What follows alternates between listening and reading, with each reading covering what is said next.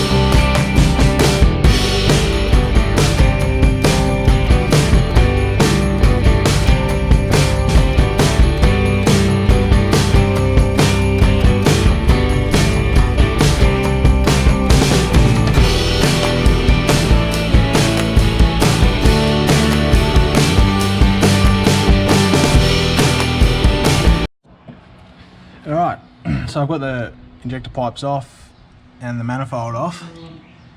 I found it was easier to leave 1, 2 and 3 injector pipes joined together with the top bracket, and you can move them through.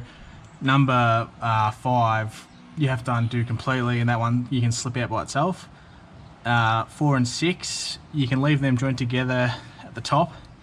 It's quite difficult to get them out past the oil filter and the inlet manifold, so I just pulled them off with the inlet manifold.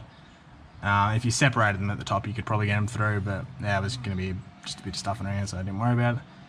So if you do it that way, just remember you got to feed it back through with the manifold when you put it back on.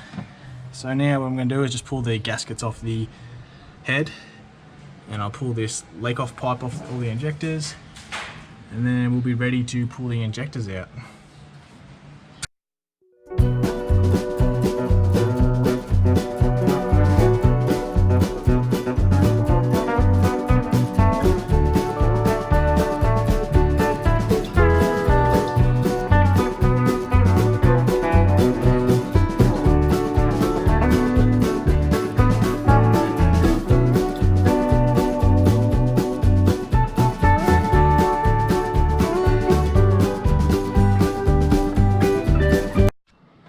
Alright, got the leak-off pipe off. That's come off all across there. What I recommend doing is getting a bit of penetrating or WD-40 to put on those nuts, because they're exposed. If you ever wash your engine or get a bit of water in there, they can be a little bit rusted on. Yeah, just WD-40 or something, whatever you got. Also, I reckon just grab a deep socket to put over those, just so you don't damage that thread where the injector pipe goes back over. Yes, now I'm going to pull the injectors out, get those ones out. Also, yeah, use a deep impact socket as well. Obviously you wouldn't be able to get over a short one, but also just so you don't damage that thread. Alright.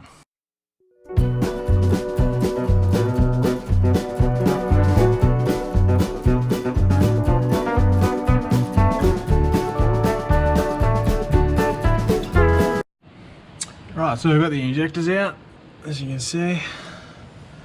I've given the head a little bit of a blowout with the air gun, just blow any rust or anything that was in those where the injector washes seat. And I've just cleaned up the inlet manifold. Is going to sit where those gaskets will sit. Yeah, when I was pulling those injectors out, I also sprayed a little bit of penetrating on where the injectors screw in, just to help get them out because they were quite rusted in. So yeah, so now I'll probably pull that rocker cover off and just check the valve clearances. Seeing as I've got the intercooler and everything off, might as well do it. And hopefully that's all good, and then we'll be able to put that back together. Here's the injectors. I'll take them into town next week and take them into a diesel shop, get them tested. Yeah.